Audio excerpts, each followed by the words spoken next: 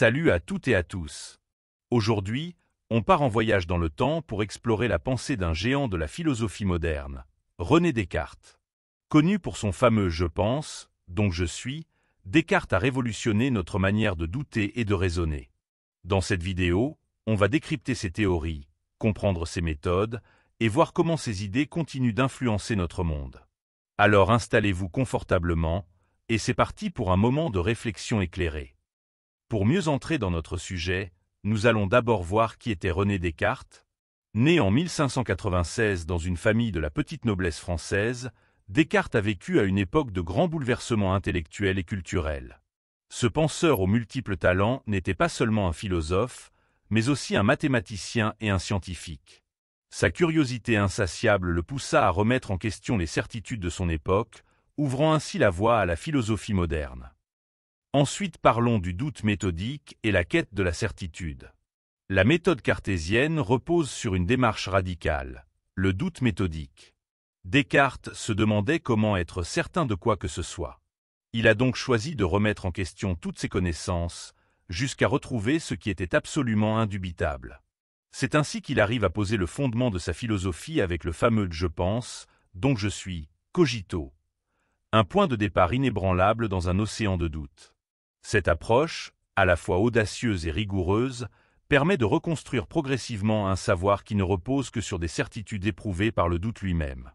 En bref, le doute n'est pas un but, mais un moyen pour atteindre une vérité inébranlable.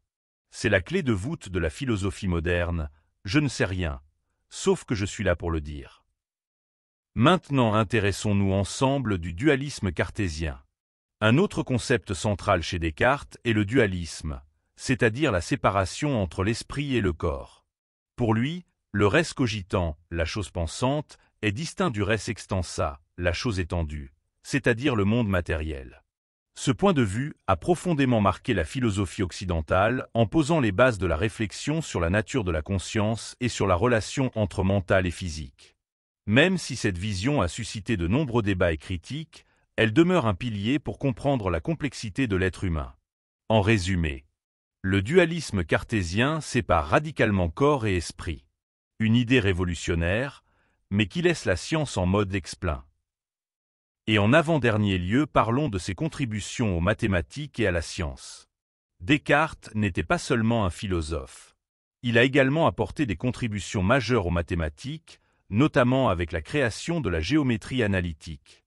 Il popularise l'usage des lettres X, Y, Z pour les variables et A, B, C pour les constantes, base de l'algèbre actuelle. Le fameux système de coordonnées cartésiennes, qui porte son nom, transforme notre manière de voir et de représenter l'espace en associant algèbre et géométrie. Grâce à cette approche, il est devenu plus facile de résoudre des problèmes complexes et de concevoir des modèles mathématiques précis, influençant ainsi le développement scientifique pendant des siècles. Ces outils mathématiques ont ouvert la voie au calcul infinitésimal, et son approche rationnelle a inspiré la méthode scientifique.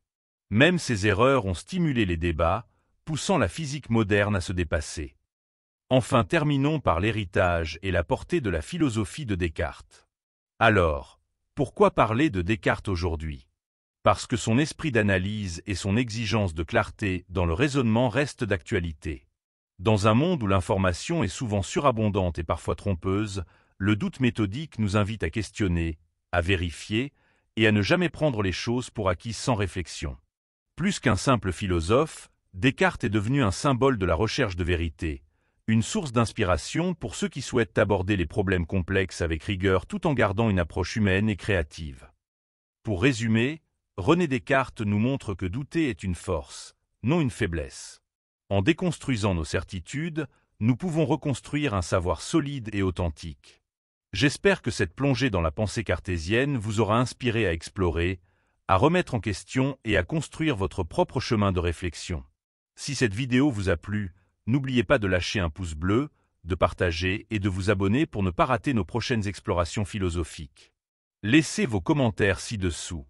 À très bientôt pour de nouvelles aventures intellectuelles.